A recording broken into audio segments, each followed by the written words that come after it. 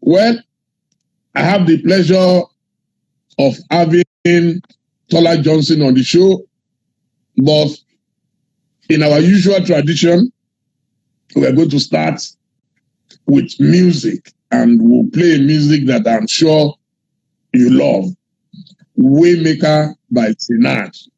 So we start on that note, and then the interviews begin. Thank you.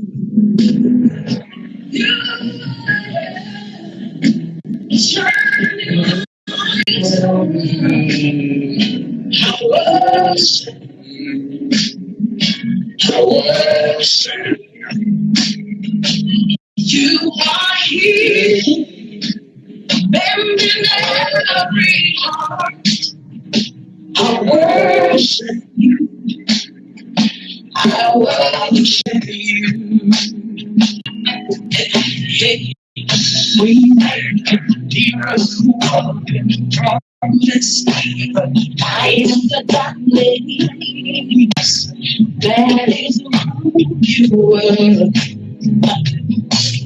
Hey, we make it dear walking from this but I am the darkness. My God, that is who you were. You are. You mend the broken heart. You're the answer to it all. Jesus, you wipe away all tears. You mend the broken heart. We make miracles promise me, but I am the darkness. My God, baby, favor.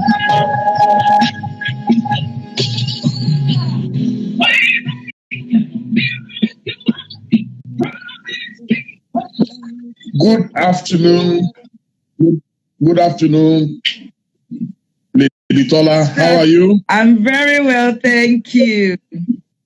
Finally, the show is about to start. Let me do a quick introduction, and then I will allow you to speak briefly about your trajectory, how it has been for you from the beginning to now. So we would like to have a summary of that, but my guests today, our names are very interesting. Bamijoko Tola.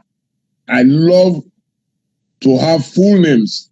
Bamijoko Tola Abike Eri Ogo Oluwa ni Ogunjobi then Johnson. I hope I'm right. Yes, you are perfectly right. Fantastic. It's good to have you on this program. I was quite fascinated by your story. It's not common to find a woman who is a farmer and at the industrial level, you are not a small scale farmer. No. So, can you tell me about your background from the beginning? Okay. Well, thank you again, Chief Dele Momodu, for this platform, for what you're doing. It's very much. My life, I was born in Lagos to teach. We're having problems with your internet. If you can hear me, I don't know. Hear you very loud you can hear and clear. But your voice is going. Yes, I know my end is very stable, but we need to hear you because you are the main person. I don't mind losing my own. Yours is very important. Can you hear me very well now? I'm hearing you now, yes, but it was off for a moment. Okay. Born to Chief Michael Oladipupo and Mrs. Grace Mujobi. I very, very bad. In fact, a friend, my father, and I'm number 10. It's going the voice. Can you hear me now? We have problems with the voice. Serious problems with the voice. Very, very well. Yeah, that's because the internet on my head is stable. It's about your connection. I don't know, maybe because it happened when we spoke to Dino Melaye and Shino Peters, they had to move. Maybe where you are right now, the internet is not getting good signals. Because we actually did a test, and this position is actually kind of like the best. Okay, let's keep trying, but be conscious of the fact that you keep going off. So let's try again. Yes. Okay. So I was saying that my father was a civil servant. He retired from Nigerian Railway Corporation. So my secondary education, I believe so much in education. I started at Federal Government Girls College, New Busa, and then I completed my secondary education at Federal Government College, Udo. So I attended Unity schools. And of course, what that means is a lot of exposure to people from different walks of life. From there, I went on to University of Ilorin to study geology and mineral sciences. And while in school, I never played. During long vacations, summer vacations, when other people are playing, I started out with industrial training, with Chevron, NMPC, health. So by the time I graduated, I already knew a lot about the oil industry. And then I did my youth service with an oil service company where my main job was to source for multi-million-dollar contracts from oil companies. And I did that successfully until I relocated to the United Kingdom, met my husband, John. And that was because, okay, my husband was an IT consultant in the UK. So he came to Nigeria and he's got a this Remy who just invited me to her house. The internet is, yeah. It's kind of wavy. I met my late husband at Mrs. Remy Odulano's house. Okay. And he just came in from London, and Mrs. Odulano did the arrangement. She just told me, Tola, somebody is bringing shoes and bags to my house. Come in, come and see. So I got there, hoping to meet with somebody selling shoes and bags. And the next thing I saw one tall man come into the house. So the man was like, he now told her, oh, I like this lady, I've met my wife. So she came in, I was still asking her, where is the woman selling shoes and bags? She said, she changed her mind about coming. I didn't know how she was trying to just to get me to come to her house. So I met him and he said he wanted to marry me. I said, that's the people get married. You know, just like that. Yes. So I tell you, within 2 weeks of meeting him, introduction from his family to my family, happened. It was just too fast. But you know what? Thoughtful man. Marriage meant relocating to join the United Kingdom. I joined him in year 2000 in the United Kingdom. It was a very successful. Just a minute. I'm enjoying it. So, how did you join him? He filed for you. He invited you, or what happened? And visa. I had tried to travel to London as a young woman, just on vacation. You're working in the oil industry. You have money. You and your girlfriends. You want to do a vacation. In fact, I wrote to the UK embassy that I'm not one of those Nigerians who will do illegal things just to get visas. They wrote back and said, oh, we've changed our system. You can reapply. I reapplied again and they still refused me visa 4 times. They refused me visa. They kept refusing the same passport. And then Tokunbo Johnson, a British citizen, came on board and they didn't have a choice. By the time we applied, people were like, oh, they will give you, but Tokumba was one of those who the system, the VAT system for Her Majesty's Customs and Excise in the UK.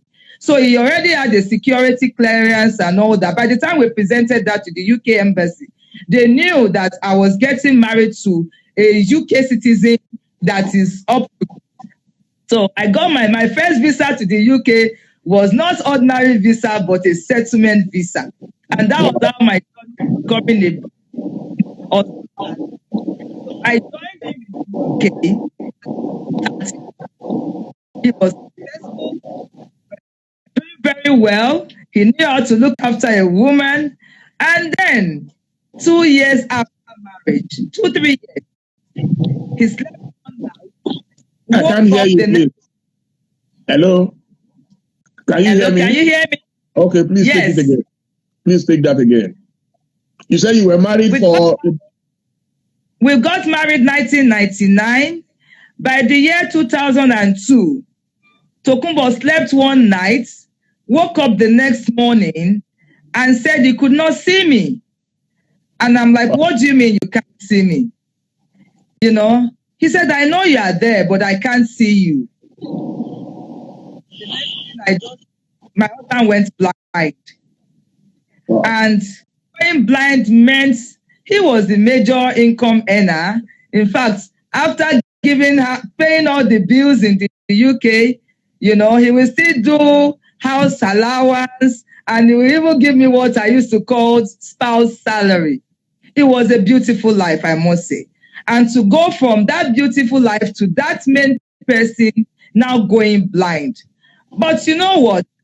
He also did not, he didn't allow that to affect his life.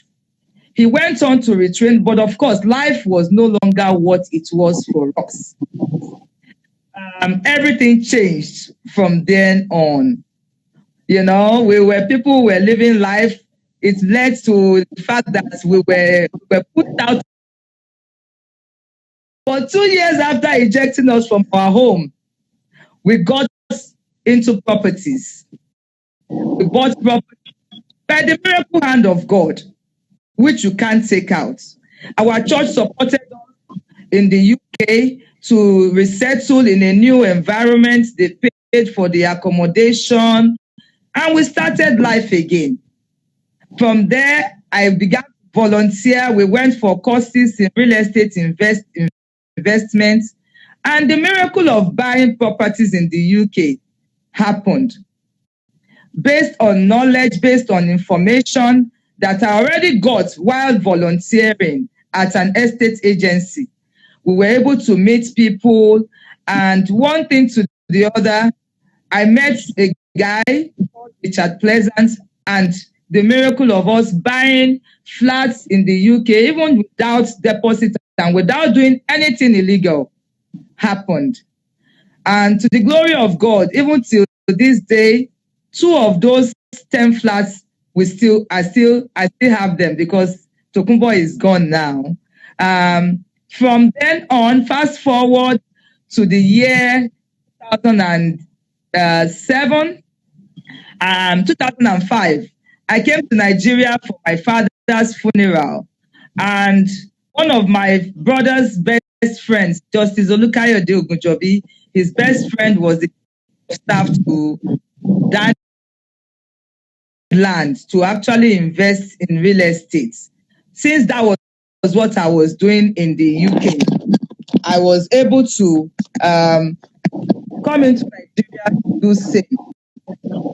So fast forward to 2007, when Governor Daniel came in for his second term, I was one of those appointed into his transition committee to actually design programs for his second term, evaluate his first term, and then plan for the second term. I was the only woman and the youngest in my own committee of lands, housing, and physical infrastructure.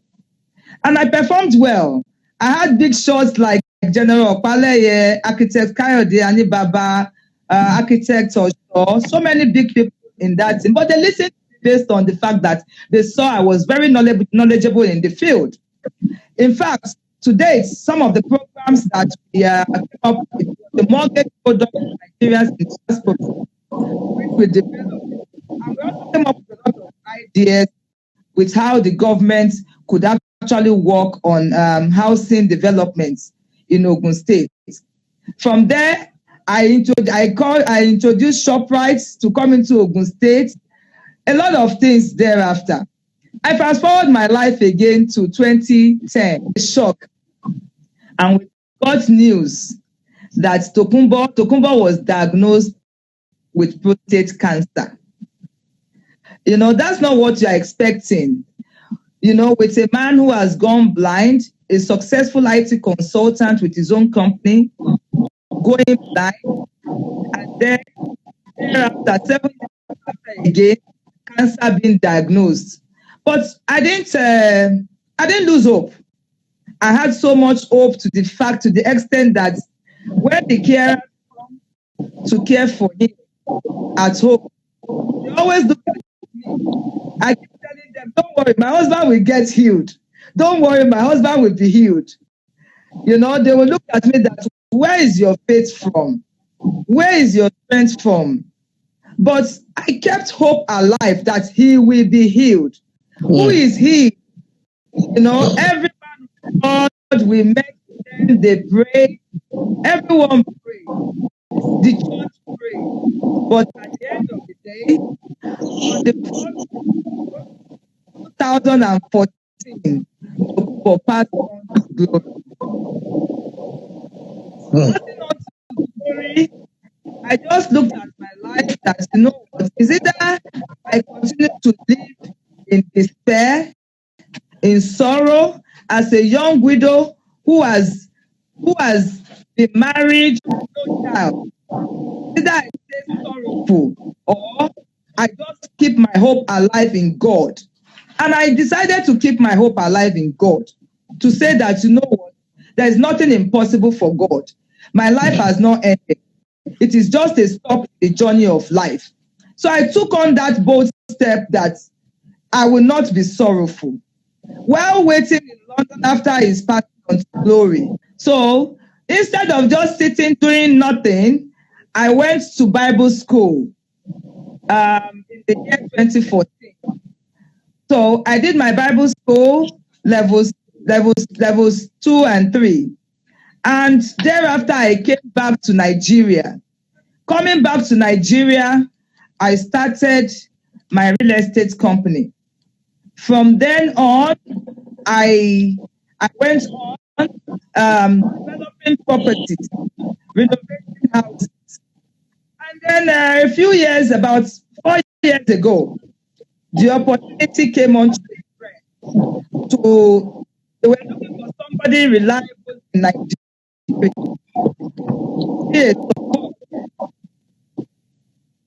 To be a support, a representative, the country. And that was how this friend took me to Flour Mills Nigeria PLC. When we got there, the person we were supposed to go and meet at Flour Mills was with his boss. So we met in his boss's office, and he said, just tell me whatever you want to say. My boss can listen. So when we got it, we told them what we wanted, that we were going to supply some soya beans and that. Okay. So the boss then said, whatever we wanted, we were just favored that the young man we went to meet should give it to us. So when we left his office and we met with the young man, he said, Madam, I don't know what you brought to, but my boss is not an easy person. He's a very strict person with guidance and all that. But gives said that whatever we wanted, that they should give it to me. So the person we went to meet by the name Victor told me that, Madam, I don't know how come my boss is somebody who is very strict, but for him to just just like you, just like that. You know, it can only be the favor of God. So after meeting with Victor, I went to, they are just looking for a reliable and responsible person in the country. That is how come. He said, don't worry, we will support you, we will teach you, we will give you all the necessary 5 billion from flour How much? mills. How much? Over 5 billion. Over 5 billion contract, just like that. Yes. In fact, when they were going to conclude, I had about 5 big guns in the company who put me in the middle and said, Madam, we need to be sure that you are capable of doing this. We can't just give it like that. And I said something to them. I said, the first time I came here, please, did I lie? They said no. Did I say I know everything? They said no. Did you say you will support me? They said yes. Have you changed your mind about supporting me? They said no. I said, what is remaining? You already said you will teach me and you will support me. And I give it to Flour Mills Nigeria PLC. They did support me. Every step of the way, they supported me. Every step. They did not discriminate against me that I am a woman. They did not discriminate against me that I am not an expatriate or that I am a Nigerian. They supported me. And to the glory of God, we carried out that supply successfully. While we were even doing that, when the vessel came, something that I have never done before, but I put my heart to it and I put my trust in God. My trust in God saw me through it all. And I just want to thank God again for that. The delivery of over 1,000 trucks of soya beans took us to another level. Wow. So that was how the journey of getting into business started. And I just looked at it that, I have an uncle, Prince Dele, who has a big farm, big land. I just said, what, uncle, we can do this. We can expand on this. He's been extremely supportive. Very, very, without him, all the support, there's no way I would have been able to do all that I am doing. They don't really want importation. They wanted local farmers to be developed. They wanted the produce to be cultivated in Nigeria. That was what led to the beginning of us investing much more into the business of cultivation of soya beans in Nigeria. And I saw the product as a product that is very good. So that was how the into agriculture began. It was all in the name of cultivation, employing people, developing local production. That was what led me into agribusiness in Nigeria. And I want to thank God.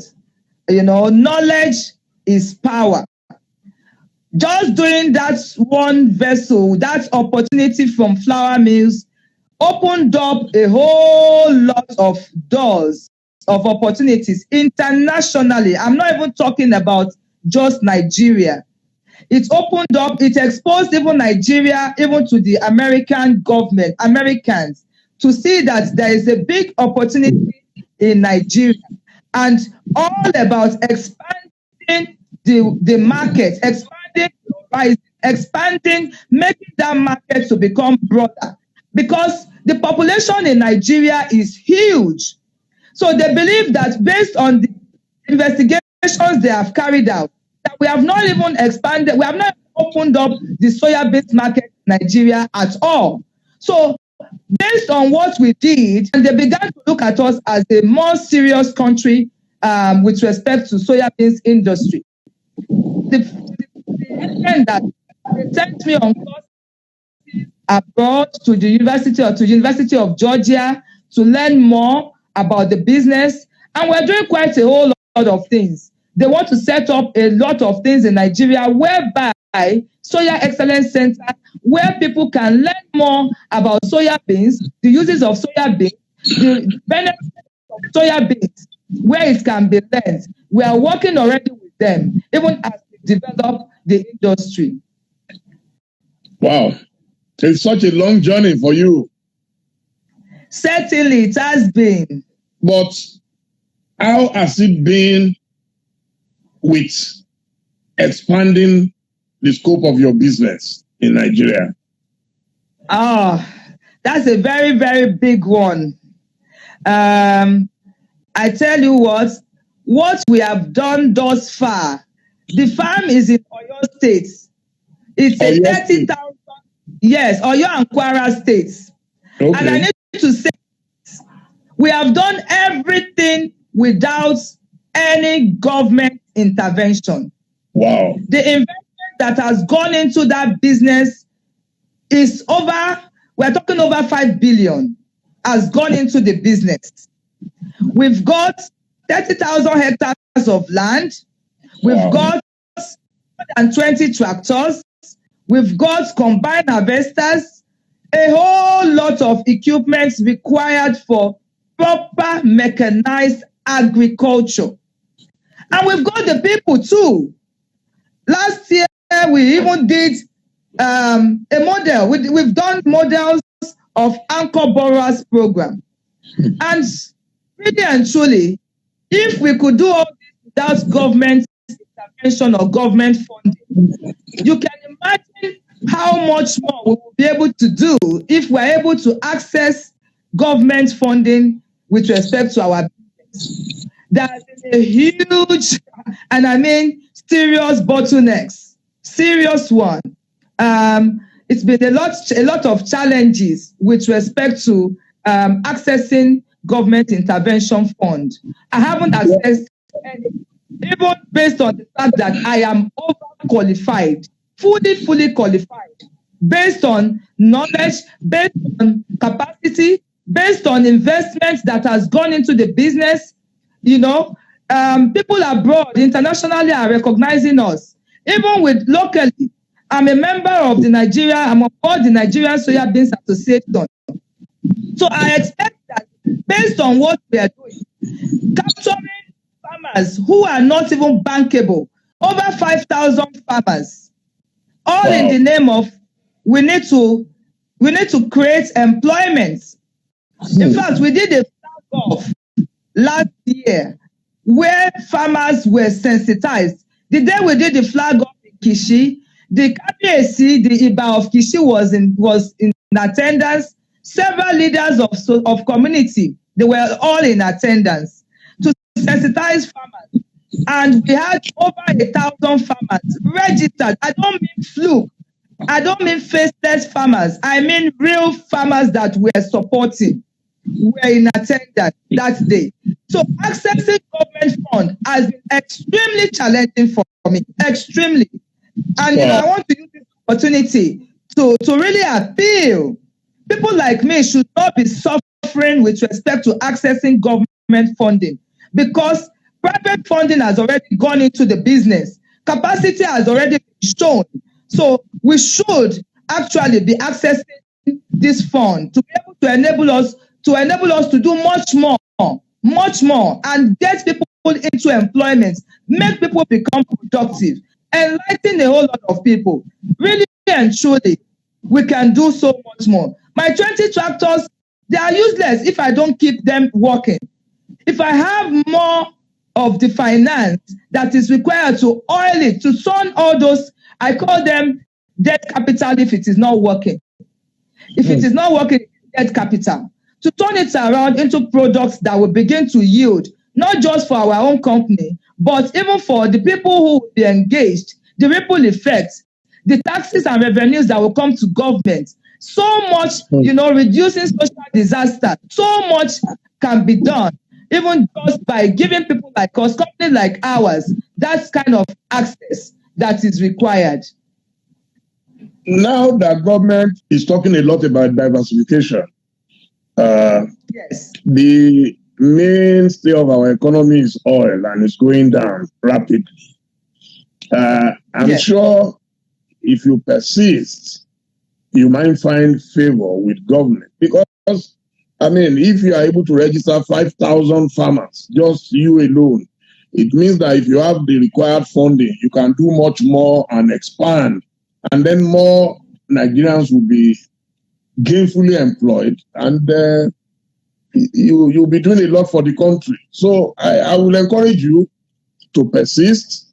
Don't give up, because already your investment is huge in the industry. But so you are concentrating only on soya beans. You don't do anything else. Well, we were actually doing cassava, yams. On the farm, we've got 78,000 cashew trees already planted on the farm. That is the largest plantation of cashew as we speak, not just in Nigeria, but more or less almost like biggest even in the world. And we're talking, this is happening live and direct in other states. Our land spread between Oyo and Kwara states, 30,000 hectares of land is huge. And it's massive. And it's something that a lot of people, both Oyo and Kwara state governors, I'm appealing to them. We can do so much together.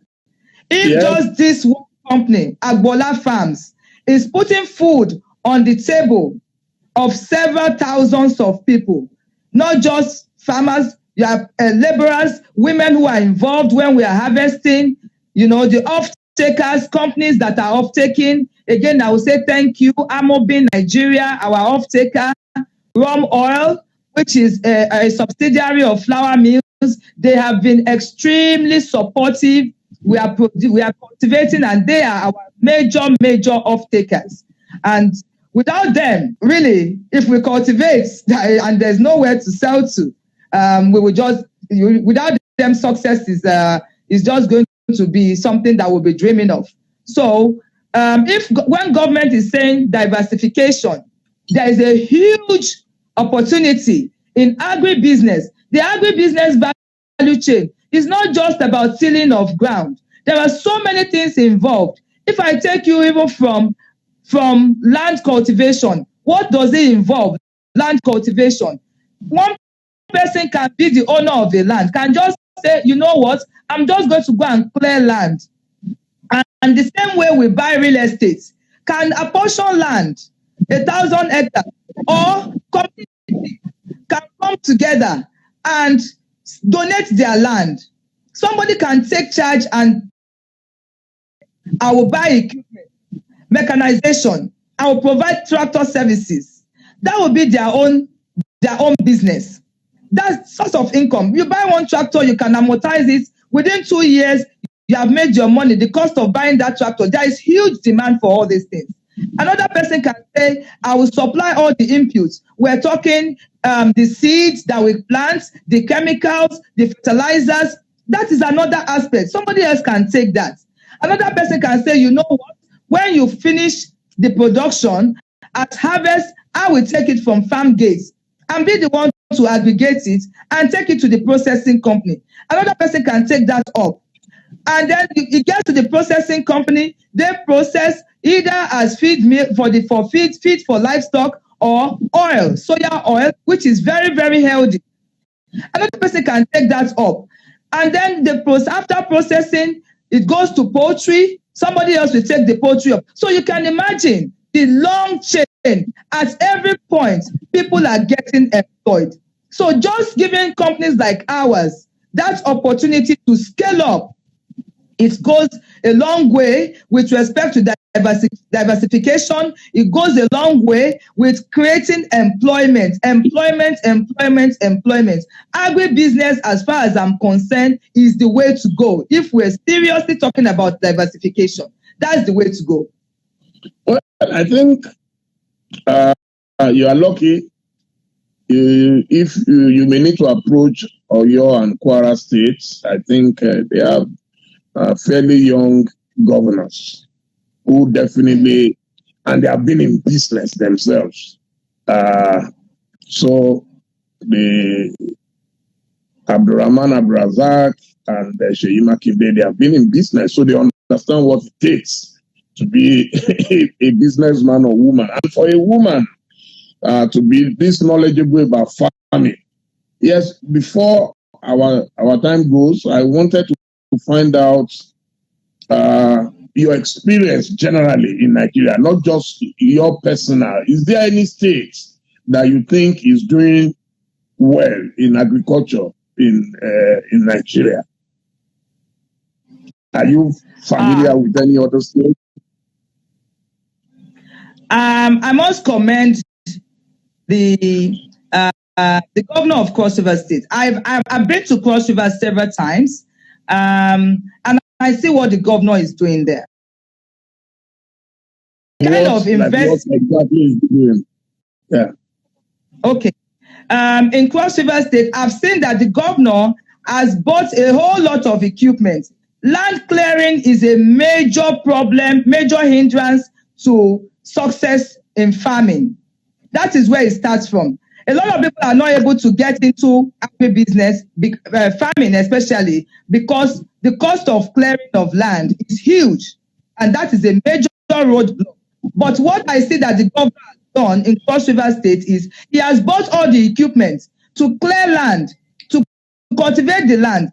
People will now begin to look at young people who used to think farming was all about hoe and cutlass. They will begin to see that it is no longer hoe and cutlass. It is now a modern business that they can get involved in.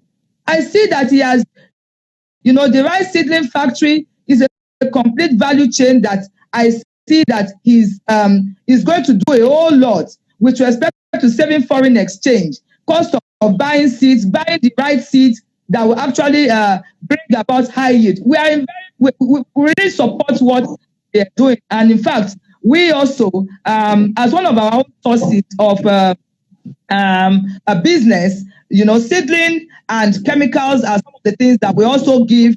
We also provide for farmers. It's not just soya beans only. We also do, we help farmers out. We provide agronomy training. We provide the right chemicals, the right seedlings from there.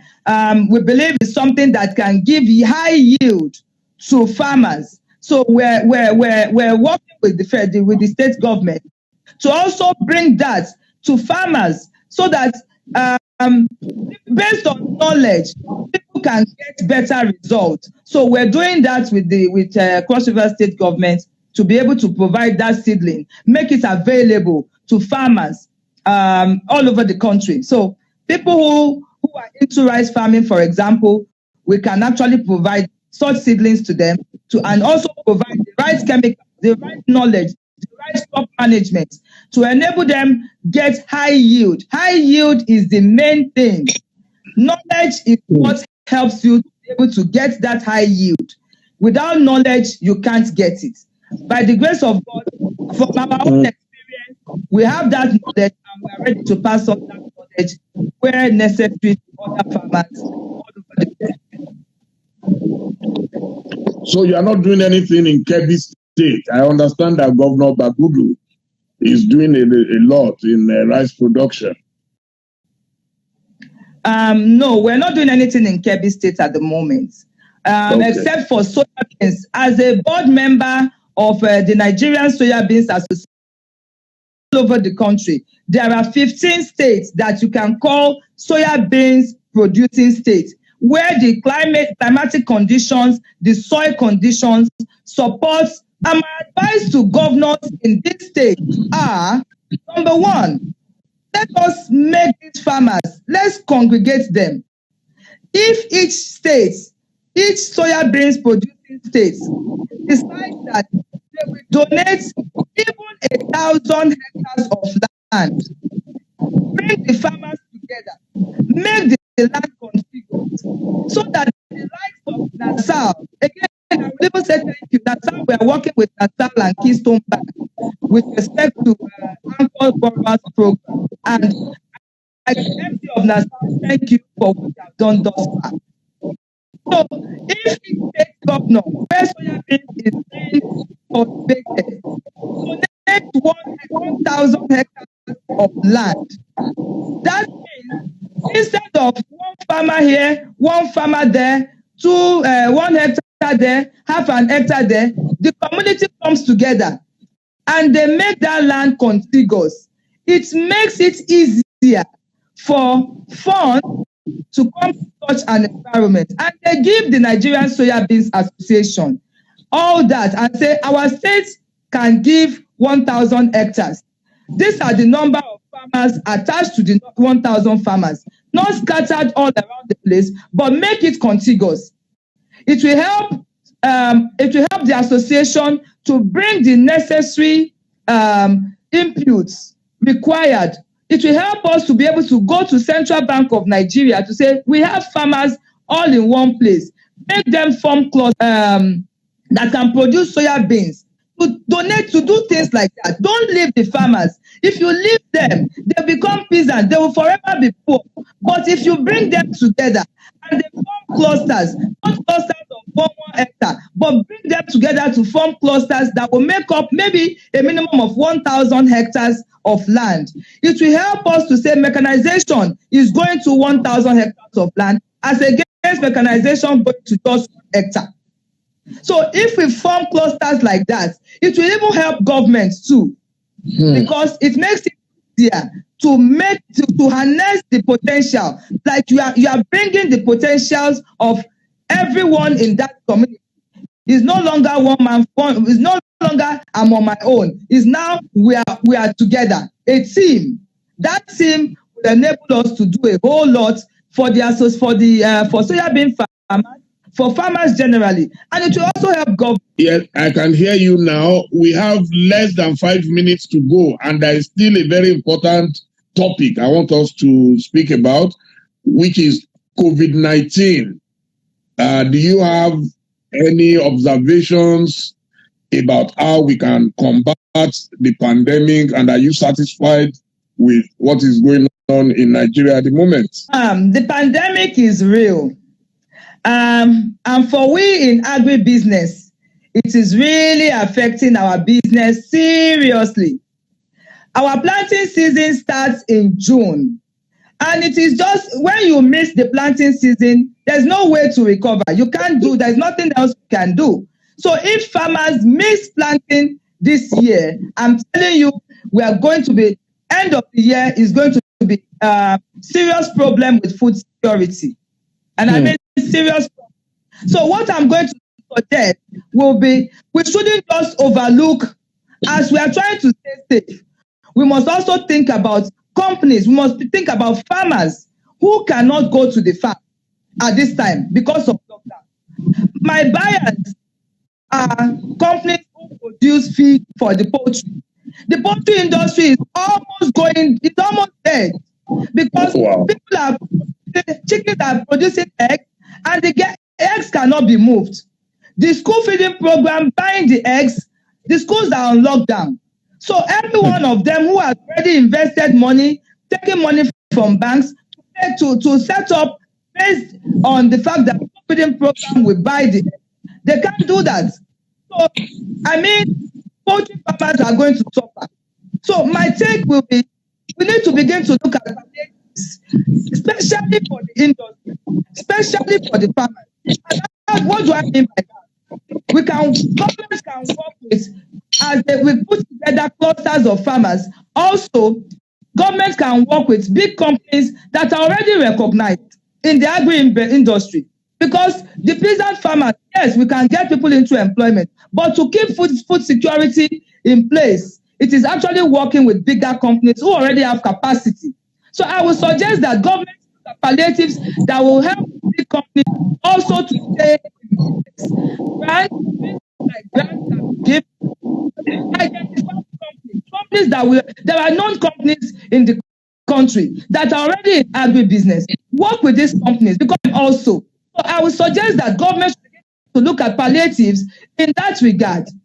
Measures that will help farmers to be able to go to farm at this time, because if we miss June planting, it means we have missed it for this year. And I'm saying social disaster at the end of the year, unemployment, people not having income, people not being able to buy things, no food to eat, to be worse than the pandemic of COVID. So for me, I would say government should begin to look at the agri business and begin to channel palliatives. It's not just to give us loans, but I mean because a lot of the companies are already down, it's going to affect the banking industry if the companies cannot pay their loans back. And how can they pay the loans back if there is no business at this time? Chickens, freezers are full, So I would say government should begin to look at positions of grants for the agri industries. Thank you very much, Lady Tola Johnson. I wish we still have more time, but our time is fast spent. But I look forward to inviting you back again very soon, because agriculture is not just the future of Nigeria, it is the present. Oil is going, if it has not gone already. Thank you so much for coming on this program, and I pray that you will find favor. My highest regards to Bishop David Oyedepo. Thank you so much. And on that note, we'll play our music and we'll say goodbye to our viewers. Thank you for watching, and I hope you've learned some things from the experience of this amazing lady. Thank you. God bless you. Thank you. Thank you.